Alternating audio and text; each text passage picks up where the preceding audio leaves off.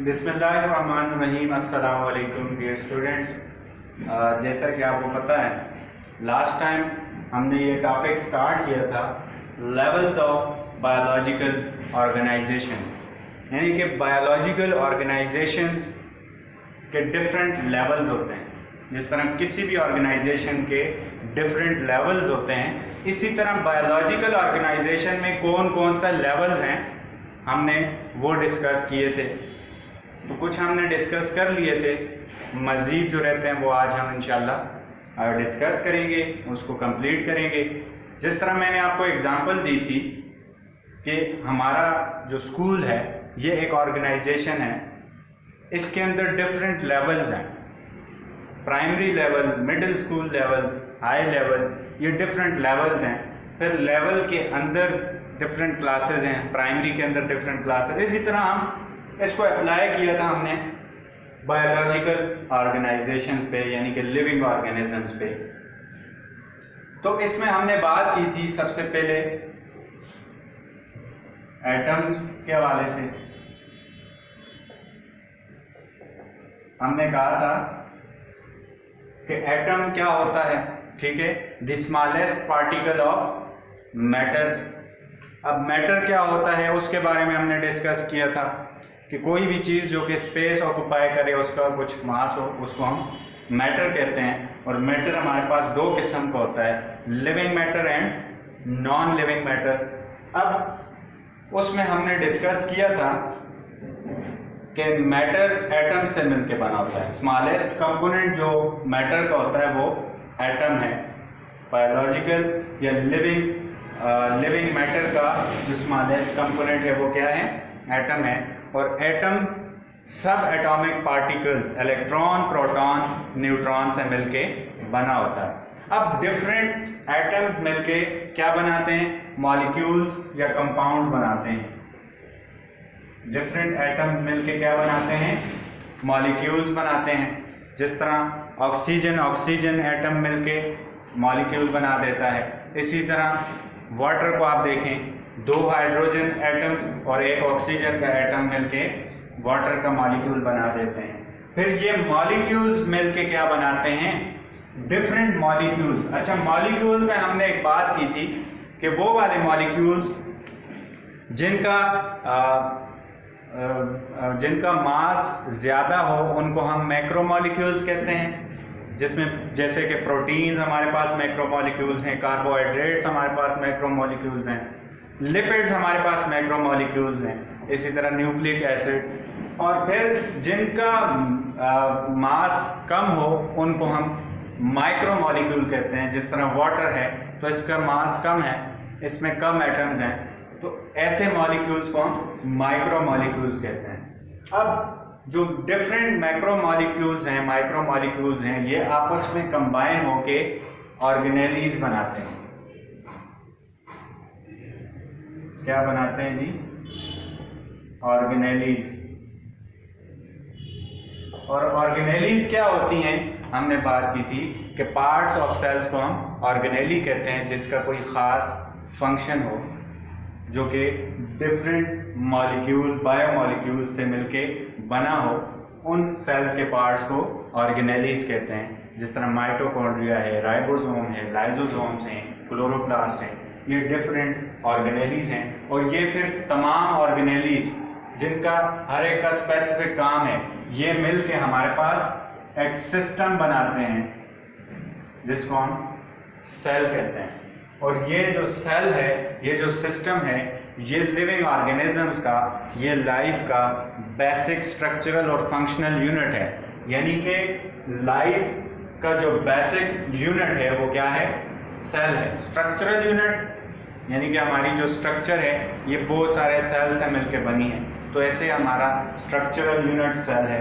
Functional unit, ये जो हम फंक्शंस परफॉर्म करते हैं, मूव करते हैं, इसके पीछे भी सेल्स इन्वॉल्व हैं। सेल्स के बगैर ये फंक्शंस पॉसिबल नहीं है। तो इस तरह हमारा फंक्शनल यूनिट भी क्या है, सेल है।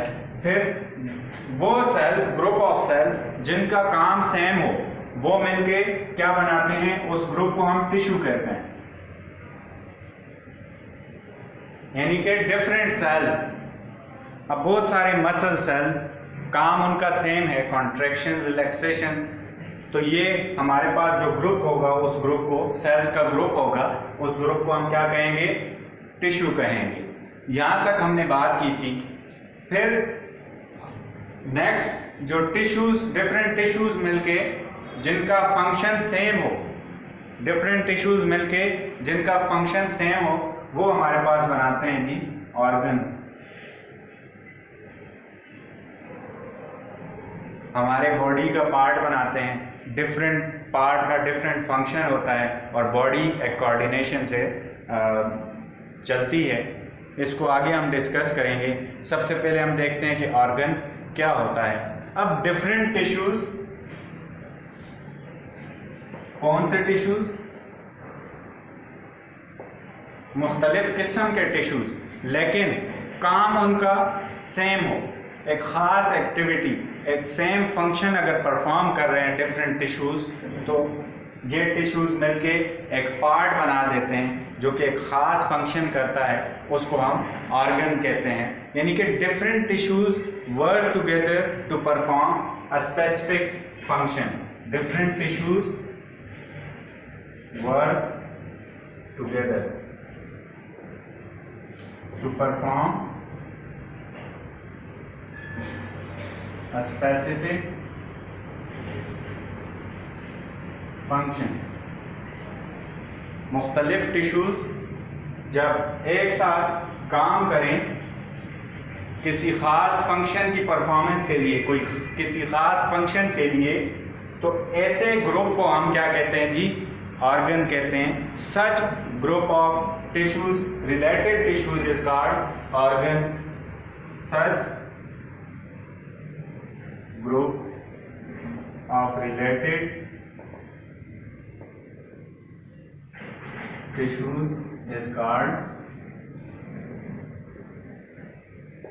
organ। अब इसकी एग्जांपल देखते हैं। जिस तरह फॉर एग्जांपल स्टमक है, तो स्टमक हमारी बॉडी का एक पार्ट है, उसका खास फंक्शन है, यानी कि स्टमक एक ऑर्गन है। स्टमक किन टिश्यूज से मिलकर बना होता है? स्टमक में दो किस्म के टिश्यूज होते हैं। एक तो ग्लैंडुलर टिश्यूज,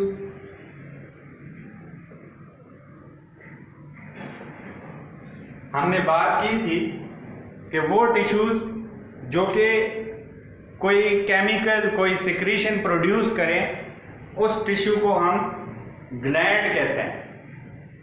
वो पार्ट जो कोई सिक्रीशन करें उसको हम ग्लैंड कहते हैं, और वो वाले टिश्यूज जो कोई सिक्रीशन प्रोड्यूस करें उनको हम ग्लैंडुलर टिश्यूज कहते हैं। तो स्टमक के अंदर जो केमिकल डाइजेशन होती है, जो गैस्ट्रिक जूस जो प्रोड्यूस होता है, गैस्ट्रिक जूस, तो वो कौन प्रोड्यूस करता है? ये ग्लैंडुलर टिश्यूज प्रोड्यूस करते हैं। लेकिन स्टमक में तो मैकेनिकल डाइजेशन भी होती है। वो कैसे होती है? तो उसके लिए कॉन्ट्रैक्शन रिलैक्सेशन के लिए मस्कुलर टिश्यूज होते हैं। मस्कुलर टिश्यूज जो कि कॉन्ट्रैक्ट रिलैक्स करके मैकेनिकल डाइजेशन करते हैं। फंक्शन सेम है, डाइजेशन है। यहाँ पे ये केमिकल भी डाइजेस्ट कर रहा है और मसल टिश्यू कॉन्ट्रैक्ट रिलैक्स होके मसल्स की वॉल को कॉन्ट्रैक्ट रिलैक्स करवा के उसके जो चर्निंग इफेक्ट होता है उससे डाइजेशन करवा रहा है। लेकिन टिश्यूज डिफरेंट हैं। तो ये डिफरेंट टिश्यूज जब एक साथ काम करें, डिफरेंट टिश्यूज जब एक साथ काम करें, अब सिर्फ मैकेनिकल डाइजेशन से डाइजेशन कंप्लीटली पॉसिबल नहीं है, केमिकल डाइजेशन से कंप्लीट डाइजेशन हो जाती है। तो ये डिफरेंट टिश्यूज जब मिल के काम करें तो ये एक ऑर्गन बना देते हैं। अब इसके बाद नेक्स्ट लेवल आता है बायोलॉजिकल ऑर्गेनाइजेशन का। नेक्स्ट लेवल हमारे पास आता है ऑर्गन सिस्टम। तो ऑर्गन्स जब मिलके एक साथ काम करें, डिफरेंट ऑर्गन्स कोऑर्डिनेशन में जब एक साथ काम करें तो वो क्या बनाते हैं? नेक्स्ट लेवल बनाते हैं। और इस नेक्स्ट लेवल को हम क्या कहते हैं? Organ system. इसको हम कैसे एक्सप्लेन करेंगे कि organs coordinate and constitute a system which perform specific function. Different organs coordinate to perform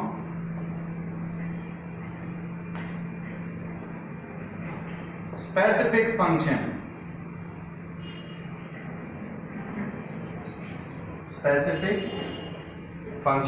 जब मुख्तलिफ ऑर्गन्स मिल के कोई खास फंक्शन परफॉर्म करें तो ये एक सिस्टम बना देते हैं. Make system. और ऐसे सिस्टम को हम ऑर्गन सिस्टम कहते हैं क्योंकि ये डिफरेंट ऑर्गन से मिलके बना होता है. फॉर एग्जांपल हमारा ब्लड सर्कुलेटरी सिस्टम है, तो इसमें आप देखें कि डिफरेंट ऑर्गन्स कोऑर्डिनेशन में काम करते हैं. अब सर्कुलेटरी सिस्टम का काम होता है बॉडी में ब्लड की सर्कुलेशन, जिसकी वजह से डिफरेंट न्यूट्रिएंट्स बॉडी के पार्ट तक पहुंचती हैं. अब ब्लड सर्कुलेशन के लिए एक मेजर जो ऑर्गन है वो है हार्ट नहीं होगा तो ये फंक्शन सर्कुलेशन वाला नहीं पॉसिबल. इसी तरह ब्लड वेसल्स दूसरा ऑर्गन, ये दो ऑर्गन्स मिलके सेम फंक्शन परफॉर्म करते हैं, सर्कुलेशन ऑफ ब्लड. अब ब्लड वेसल्स ना हो, हार्ट पंप करे तो बॉडी पार्ट्स तक तो ब्लड नहीं पहुंच सकेगा. तो ब्लड वेसल्स का इस फंक्शन में एक इम्पॉर्टेंट रोल है. ये दूसरे ऑर्गन का भी इम्पॉर्टेंट रोल है. तो ये दोनों ऑर्गन्स हार्ट और ब्लड वेसल्स कोऑर्डिनेशन में काम करती हैं एक ख़ास फंक्शन के लिए. तो ये एक सिस्टम, सर्कुलेटरी सिस्टम बना देती हैं. इसी तरह डाइजेस्टिव सिस्टम है, दूसरे सिस्टम्स हैं हमारी बॉडी के अंदर. फिर इसके बाद नेक्स्ट लेवल हमारा आ जाता है जी ऑर्गेनिज्म, यानी कि डिफरेंट सिस्टम्स जब कोऑर्डिनेशन में काम करें तो वो क्या बना देते हैं, वो ऑर्गेनिज्म बना देते हैं.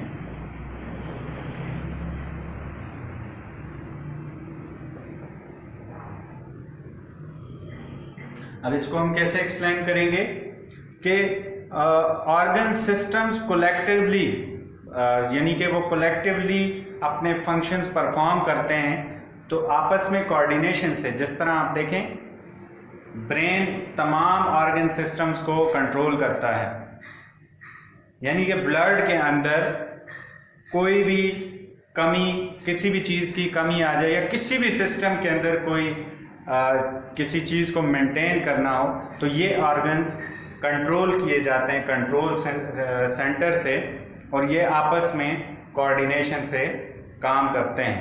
ऑर्गन सिस्टम्स कोलेक्टिवली ऑर्गेनिज्म बनाते हैं.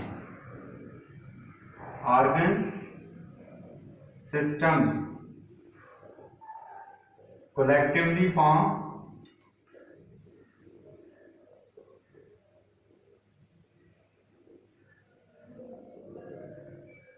ऑर्गेनिज्म, यानी कि different organ systems, excretory system, respiratory system, digestive system, blood circulatory system, ये कोलेक्टिवली ये एक दूसरे के साथ कोऑर्डिनेशन में काम करेंगे और ये कोलेक्टिवली एक ऑर्गेनिज्म बना देते हैं. ठीक है, जिस तरह मैंने अभी आपको बताया कि इन केस ऑफ ह्यूमंस जो डिफरेंट सिस्टम्स हैं, respiratory system, digestive system, blood circulatory system, excretory system, lymphatic system है, ये सारे सिस्टम्स मिलके एक ऑर्गेनिज्म बनाते हैं. ये एक हायर लेवल बनाते हैं, बायोलॉजिकल ऑर्गेनाइजेशन बनाते हैं. फिर इन केस ऑफ प्लांट्स अगर हम बात करें तो एक रूट्स का अलग सिस्टम, फिर शूट्स का एक अलग सिस्टम, फिर आप ब्रांचेस, लीव्स देखें तो ये सारे सिस्टम्स मिलके डिफरेंट एक्टिविटीज़ करते हैं और मिलके एक ऑर्गेनिज्म बनाते हैं. तो आज हमने बायोलॉजिकल ऑर्गेनाइजेशन को कंप्लीट किया. इसमें हमने आज ऑर्गन देखा कि ऑर्गन क्या होता है, फिर ऑर्गन सिस्टम हमने देखा कि डिफरेंट ऑर्गन्स जब कोई स्पेसिफिक फंक्शन परफॉर्म करें, एक दूसरे के साथ कोऑर्डिनेट करें तो वो एक सिस्टम बना देते हैं जिसको हम ऑर्गन सिस्टम कहते हैं। और डिफरेंट ऑर्गन सिस्टम्स मिल के क्या बनाते हैं, ऑर्गेनिज्म, कोलेक्टिवली ऑर्गेनिज्म बनाते हैं। क्योंकि किसी भी ऑर्गन सिस्टम के बगैर जो ऑर्गेनिज्म है, जो ऑर्गेनाइजेशन है हायर लेवल की, वो पॉसिबल नहीं है। उम्मीद करता हूँ आपको समझ आई होगी। और आपकी जो आज की असाइनमेंट है वो आपने लिखनी है। यही जो बायोलॉजिकल ऑर्गेनाइजेशन के डिफरेंट लेवल्स हैं, इन्हीं को आपने एक्सप्लेन करना है, एनलिस्ट करना है इनको। ठीक है। एटम क्या होता है? It is the smallest particle of matter. इसी तरह फिर मॉलिक्यूल, इन तमाम लेवल्स को आपने एक्सप्लेन करके व्हाट्सएप पे आपने अपना होमवर्क भेज देना है। Thank you. अल्लाह हाफिज़।